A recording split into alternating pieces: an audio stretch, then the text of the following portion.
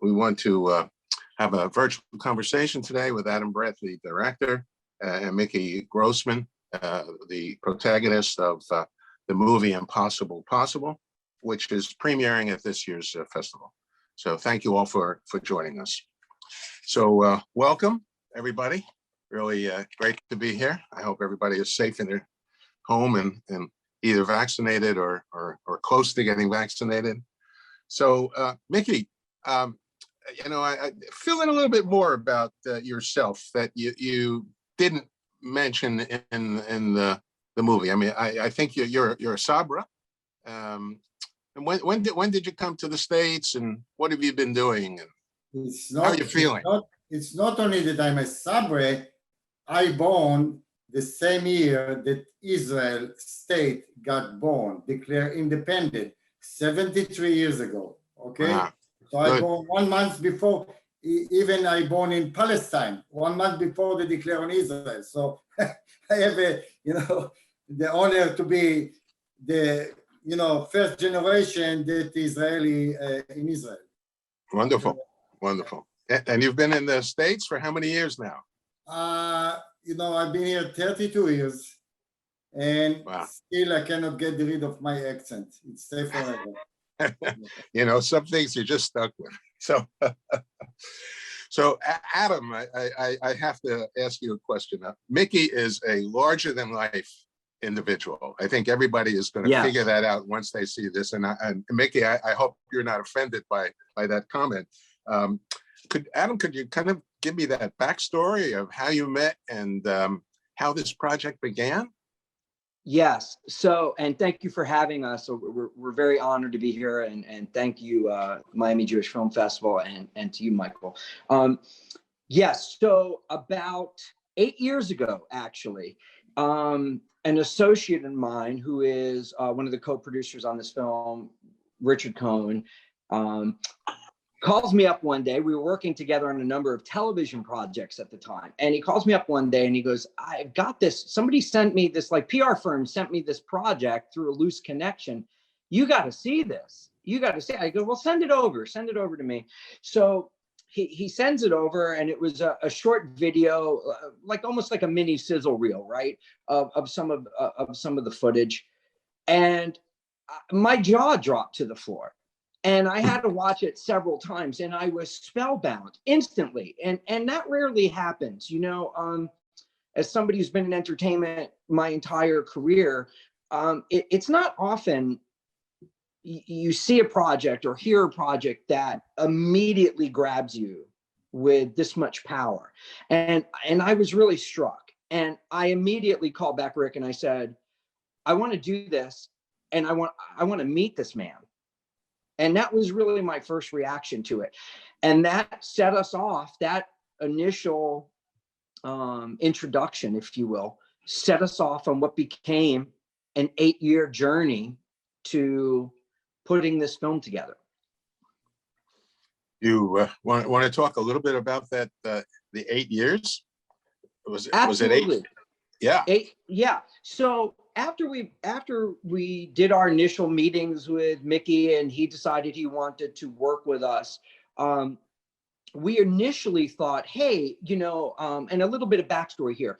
When Mickey did this journey, clearly nobody in their right mind who was a professional television person or film person was going to go into the jungle with him or across the Amazon with him for almost a year-long journey. It was just too treacherous. It was too dangerous. So Mickey and his team, Mickey was wise enough from the onset to know that I have to document this. We have to shoot this, even if it's ourselves. And he educated himself on what camera equipment, what's the best professional camera equipment to get. He trained his people. So they were able to shoot well over 1,000 hours of footage themselves in the course of this expedition.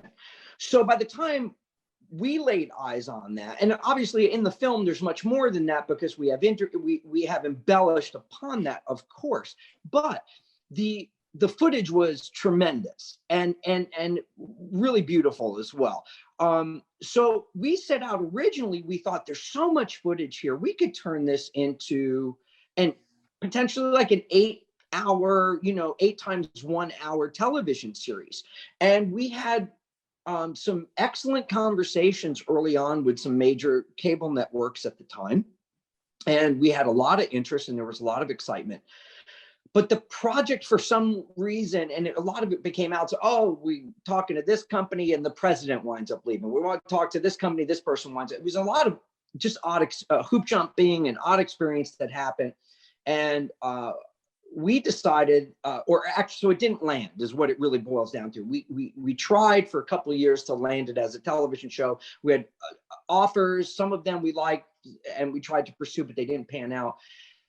And we decided, okay, let's take a breath, let's take a breather and figure out what are our options here. But I knew the entire time that, in my mind anyway, and I hadn't even discussed it that far back with Mickey, but in the back of my mind, I was always thinking, I'd like to turn this into a film, because yes, it would be wonderful as a TV show, and the journey is so epic and there's so much to share. But I think if we could really hone this down and put it into the format of a documentary film, we could really share the experience in a more compressed period of time for people. I never let go of the project. I always believed in the project. I always believed in Mickey and Mickey's story, and Mickey and Noga's story and his entire family and the cause. I, also lost my father to cancer and other family members. So it was striking a very personal chord with me in relation to what drove Mickey and his experiences, what was driving him with trying to find a cure for cancer and empowering the kids who were battling it and adults who were battling it, and just really making a message out of it. So I couldn't let go. I couldn't let go of the project. And towards the end of 19, I started having a dialogue with Mickey about, I think it's getting close to time we do this. And in early 2020, literally about 2 weeks before COVID, the pandemic became a thing, right before it was announced that this is going to be real and very dangerous, we decided we're going to make this film, and we put a deal together, and we set off on what became its own expedition, if you will, in the process of making Impossible Possible, the Amazon 5000 story, unbeknownst to us, during the course of a pandemic. Interesting. Mickey, I have to ask you, you're clearly a leader, and you're a guy who really is a straight shooter, is from what I could see. So how many people did you interview, and in terms of picking the volunteers? I was really interested in whether a lot of people who were interested in going on this, or did you have to weed out a lot of people, or was it tough to get customers to join you? Now, when I, declared that I'm going to do the expedition, I posted on the media, the social media, and I got at least 200 people that apply to do this journey. Wow. People don't understand. It's not a walk in a park. It's a journey that you have to take your risk, and you may be not going to come back. So I selected those people related to his mental ability, physical ability, and the time that he can spend with me in the jungle, because there is no way, if somebody quit on me, gonna stop the Uber and say, okay, mama, I want to go home. It's not gonna happen. You do or die. There's no question about this. So I have to choose those people that willing to do the assignment and can continue the portion time that they have to do with me. 1 week, 2 weeks, 3 weeks. You cannot go in 1 week even over there. Because right. There's no location to take you out from one checkpoint to the second checkpoint. So everything is related. Who is the people going to come and make it? So people have to submit me 5 minutes of interview, why they want to do it, why they're willing to go to the jungle. And you can hear some stupid reaction, some lady, oh, I want to lose weight. That's what I want to go to the jungle. So it's ridiculous, but it's happened. okay, Yeah, I'm sure. basically, from all those people that volunteer, I choose only 20 people. That's mean not the 20 people gonna come in one time. Right. Even leg, we're gonna split it to take a small group because you cannot impact the jungle with the platoon. Okay, so and each one has an agenda. Okay, I can come for 3 weeks, I can come for 2 months, I can come for 2 weeks. So each one I have to do the logistic. And Noga, she was wonderful. She organized everything for me, and without her, I couldn't do nothing about the expedition. It's not only to walk and to be strong guy, it's to organize. It took me 1.5 years to do all the organization, to build a support team that can help us in this rural location, in the jungle, in the desert, in the mountain. So all this is logistic, like a military operation, that you want to bring all the soldier back alive home. That's what my concern. And that's what I did. I was curious, have you stayed in contact with any of the people who accompanied you? Because I mean, that's a real bonding experience being in the jungle Yes. as you were. And to answer your question, yes and not. What is meant by this yes and not? Some people don't want to hear from me anymore in their life. You know? They hate me so much, but I try to save their life, to keep them in one piece. But some people don't understand it. But we negotiate with the people that work with me, the one that quit or one that I terminate. But some people say, no, I don't want to hear from you anymore. It was enough experience with you. It's a lesson. So it was fun. But All right, yes.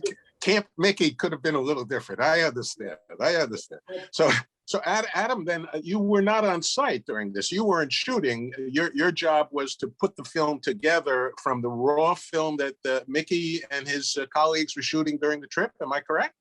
That is correct. Yeah. When I got on the project or was introduced to the project, Mickey had literally just come back a short time before that from completing the expedition. So I did not know Mickey when he actually went on it. I met Mickey right after he completed it.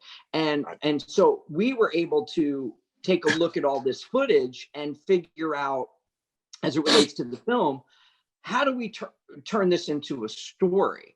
And it took a very long time just to give you an idea, and I'll try to condense it. When my producing partner, Jared Bellucci, who's also the editor on this, he and I worked literally 7 days a week on this during the pandemic, putting it together. And I can tell you this, the initial string out of selected footage, meaning the clips that we loved in terms of starting to build this story, from the 1,000 hours, we were able to get down to just over 6 hours. Now, that's without what you see in the film. That's without the interviews and graphics and everything else. And we went through over 80 iterations to get it down to what you see as a finished film today. Meaning it took 80 different rounds of editing to do that, because the story, we couldn't get everything in unless I was going to make a 3 times Martin Scorsese film. And trust me, Mickey wanted to. He's like, I want to tell this story. Oh, we're leaving this out. I said, Mickey, we have to somehow focus on the highlights, because you experienced so much that it would be, no pun intended, impossible for me to show it inside of one film.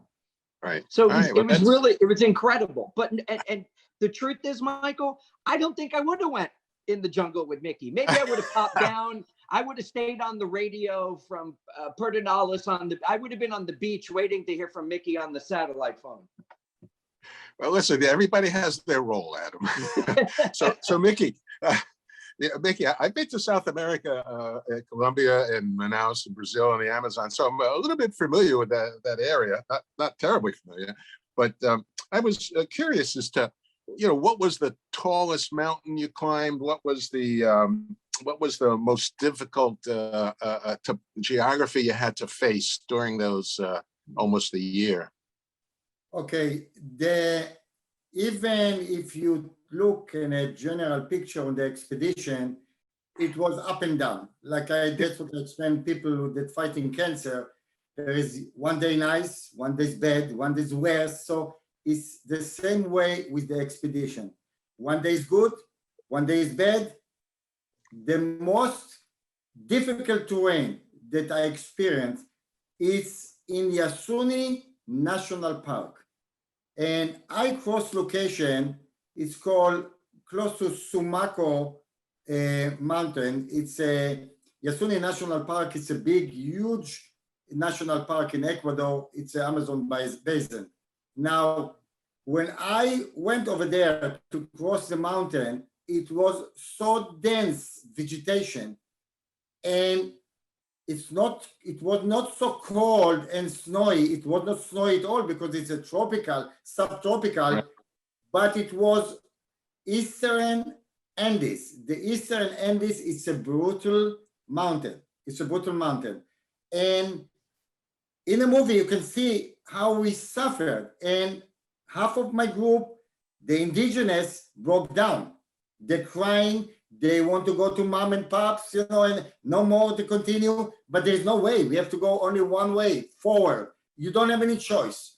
So the swamp and the condition in Sumaco National Park over there, it was a bad, bad experience, whoever gonna go over there, because it's no food, you cannot hunt, you walk in the swamp, you sleep on the mangrove. The mangrove over there, it's not like in Florida, it's 60 feet or 70 feet high. So you go climb on the tree because everything down is water and swamp, and you tie yourself with the rope and sit down from 6 o'clock afternoon until 6 o'clock in the morning, because the time is 6 to 6, 6 to 6, daytime and nighttime. And you cannot walk at nighttime in the jungle. But the location, it was the difficult location. The tough terrain was the swamp that if you look at the Everglades, it's a swimming pool compare what's going over there.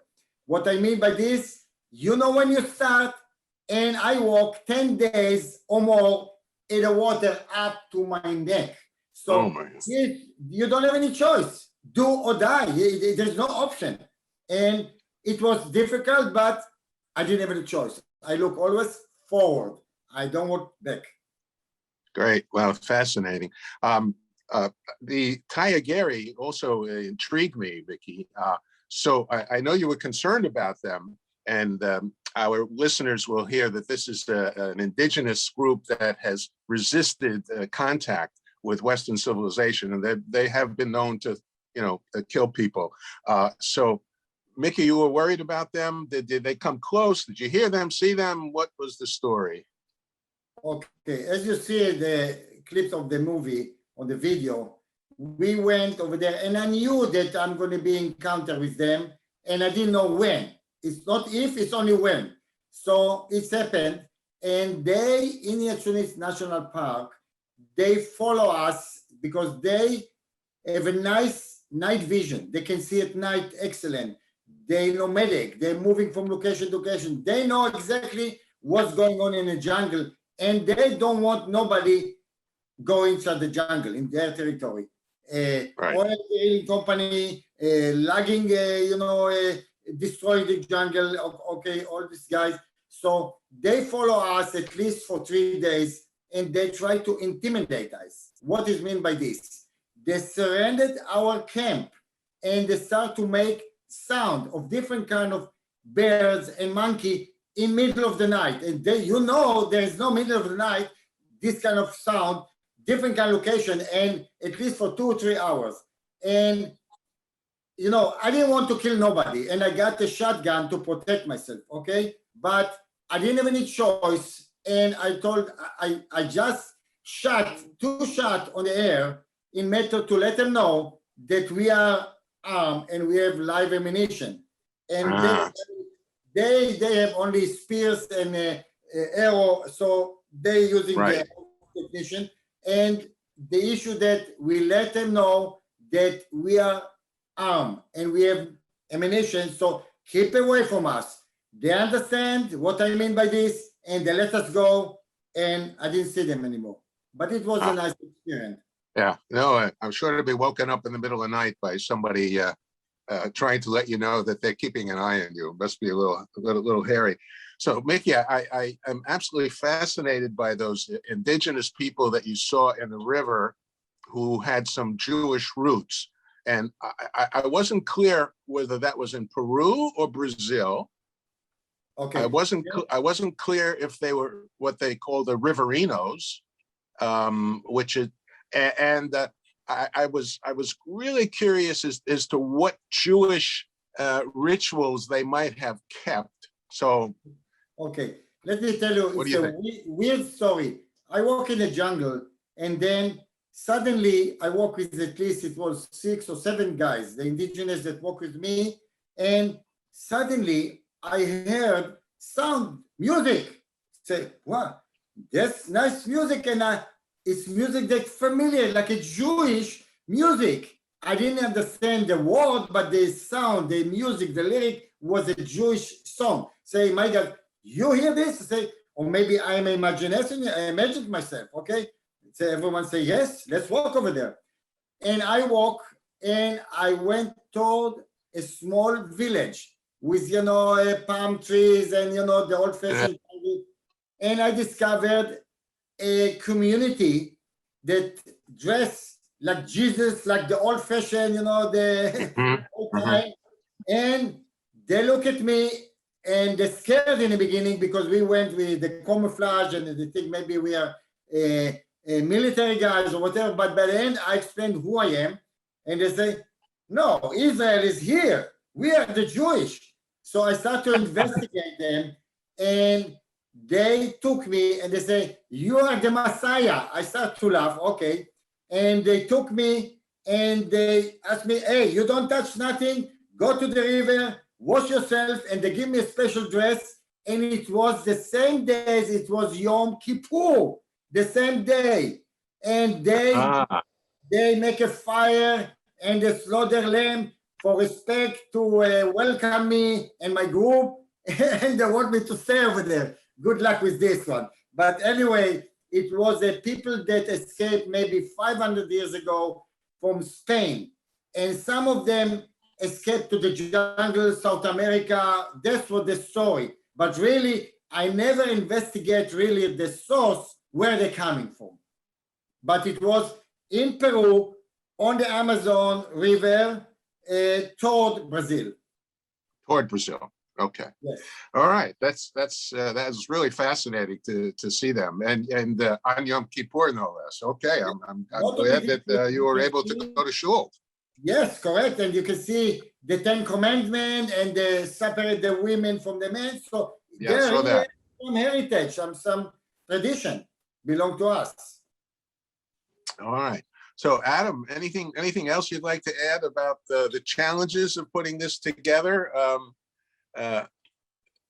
Sure. Well, again, none of us had ever done a film or a television project or any project of this magnitude during a pandemic. So here's an interesting thing. So initially, when we first decided to do this, we were going to bring as many of the team members, if you will, together at one time and do all the interviews together in a several day period in one location. And part of that was for production purposes, and part of that was we wanted to see how they were going to react and shoot a little bit of them together and create, see what the camaraderie was. But again, 2 weeks after we decided to do this and we were officially underway, the pandemic hit. So I had to figure out with Jarrett, again, my co-producer and editor, and I came up with an idea. I said, look, we're going to have to remotely shoot, but you can't do Zooms because we want to shoot it to look a certain way. And so what I had to do was, one of the challenges we had to face besides organizing everybody was, you had team members. I had people in Michigan. I had people in North Carolina. I had people in Florida. I had people, out west. There were people all over the continental United States that we were talking to. And the people that we shot, we ultimately had to get crews out, taking COVID protocol measures of protection to shoot those interview pieces. I was able to get Mickey and Noga to come up to Atlanta and traveled to do the interviews, but we also shot down in Orlando where Mickey and Noga live. So we were really shooting in many cities across the United States to get all the interview footage done because people were spread out, and there was no safe way at that time during the pandemic. There was no way to bring everybody together safely, that many people.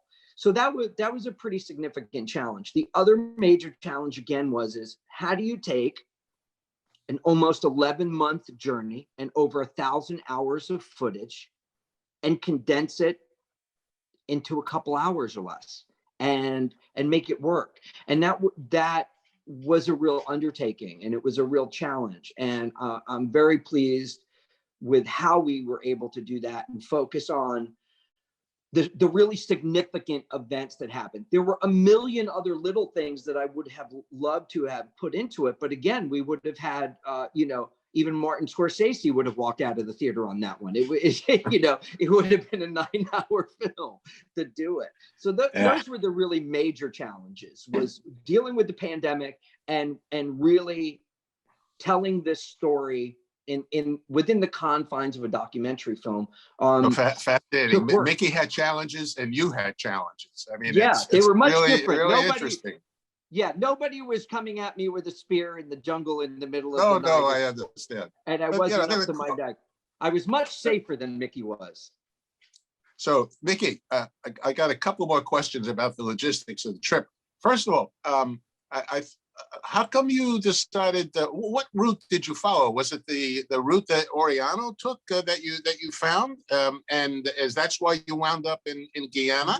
Yes, basically I give all the credit to Noga, my ex-wife. She liked to investigate and discover and to connect. If we do something that related to something. Okay, so she found the story about Francisco de Orellana, the one that discovered the Amazon. Basically, It was the big Rio, the Grande Rio, before they call it Amazon. And he explained about the story, how it's come from the Greek mythology about the Amazon ladies. So all this story is related to the story about the trip or the discovery of the Amazon River with the route that Francisco de Orellana walked. And he couldn't make some location it's called Baeza, to cross the Eastern Andes with his 4,000 soldiers. Yes, he couldn't make it. I did it. Right. I did it. He did bypass, but I crossed in the same way that he designed in the beginning. So he lost 4,000 people, died. It's indigenous, slaves, soldiers. I never lost one of them, my guys. Well, yeah, he's not a Sabra. That's the difference. Yes. So, Mickey, did you get past Manaus? Did you visit the Jewish community in Manaus? I passed beside Manaus, You were north of Manaus. I did the way that I try to avoid to find any civilization. It's the only trouble. So I walk 50 miles parallel to the Amazon River, because the Amazon River go back and forth. So I decided to walk as much as I can, straight line, but still it's never ended. It's go and go and go nonstop. Yeah. Okay. Great. I'm wondering, Mickey. I saw that when you got to the Atlantic Ocean, you planted the Israel flag and the United States flag. And could you tell me about the other flags that I saw there? I couldn't identify them. And could you also, I guess, could you describe your emotions at that moment? I mean, it had to be very intense, I'm sure. Yeah. Number one, related to the other flags, I prepare myself and I ask the people that represent different kind of country. Some people came for British Guiana, some from Ecuador, some, of course, the United States, and me from Israel. So I asked all those guys that complete with me, let's put our flag to the country that participate with my expedition. So, of course, I was very proud to show Israeli and America flag. Is very emotion. It was very emotion at the same time.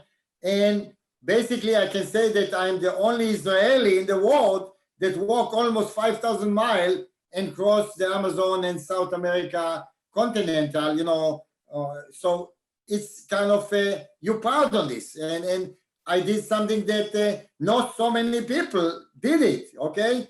And to achieve this, target, it take long time and endurance, not only physically, it's mental endurance too, because you cannot allow yourself to break down and say, okay, goodbye, I'm going home. And it was many times that I have been sick with the dengue fever, that I lost 45 pounds because of this. I feel so bad. And it's part of my head say, do I'm going to die over here? And everyone put the pressure on me, the doctor and my wife and everyone, come back home. I say, if I'm going to stop now, I will not continue anymore. So that's why I did it as is. So pretty emotional. Well, your goal was to raise awareness of cancer and to support, in particular, pediatric cancer. And my question is, do you think that you met your goal? I believe so, even if I reach to some of the people, because what we did, I did the logistic that I got a company that donate Time Air with TV Time Air and satellite, and I connected to all those hospital and kids that follow me during my expedition. So let's say at least 20 times or whatever, I did direct live broadcasting from the jungle. So people can ask me questions when I show them the indigenous, I show them the snakes, I show them how I walk, and what is the difficult between a parallel to fighting against the cancer and my expedition. I told them one day it's tough, one day it's easy. So it's up and down, and we're gonna make it together. We will succeed. We're gonna fight the cancer, and I will succeed to complete the expedition. So this was the encouragement to those people, and especially the kids that looking for somebody to give them hope. That's what I try to do, to give them hope that will fight against this disease. So I don't know if you are aware, Mickey or Adam, about the advances that have been made in cancer research. So when you did this in 2012, Mickey, treating melanoma was much more difficult than it is now. We have a raft of new medications which have really changed the survival of patients with melanoma. Not so much with pancreatic cancer, Adam. I think we're still working on that. That's a tough nut to crack, although. So were you guys aware of that at all, or about these advances? I've heard of some advances. I don't know the specifics. You're a physician, obviously, but obviously we knew there were some advances. And I wanted to add this other point too about the film, if I may. Now that the film is complete and working with Miami Jewish Film Festival, and we're looking for this to reignite, hopefully, for this film to also give some hope to those people in telling Mickey's story. The more people that see and hear about Mickey's story and what he and his family went through with Mickey's cancer, and then Mickey deciding to do this, we're hoping that it is, a serious point of inspiration for those people who still deal with that, and maybe also a little solace, because one of my favorite parts of the film is when Mickey is in, the cloud farce, and they open the time capsule and he reads the names of his relatives and people who have passed, who have lost their battle with cancer, and it's such a touching, emotional moment. But really, you see the heart of why Mickey, why did this man do this? What drove him?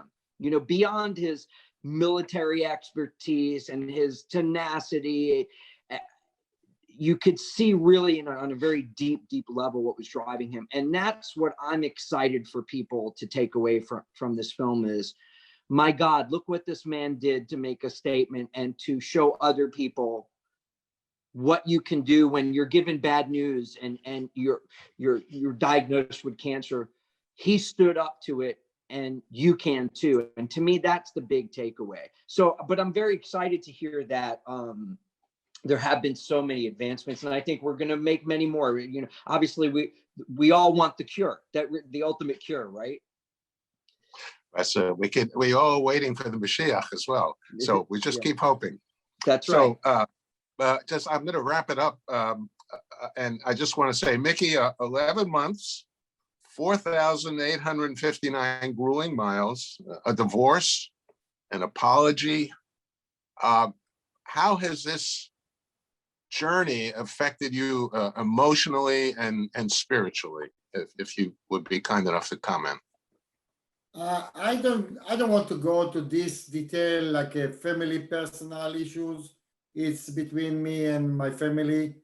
But the point is that my goal is to help those people that fighting cancer, especially the kids, that they are very innocent. I have grandkids, I have kids, so I know exactly how people feeling. And I lost in my family many people. So that's the reason that I did the job or did the expedition. And like I told you, all my family issue, personal issue, I don't want to expose it to the public. It's personal and it's only my personal issue.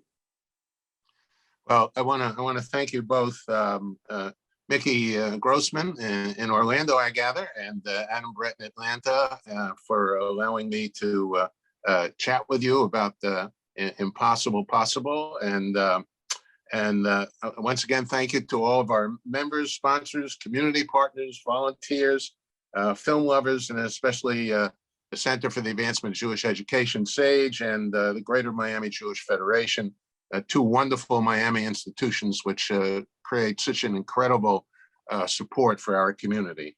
And thank you, our audience, for participating in this 24th annual Miami Film Festival. Really great. So thank you again.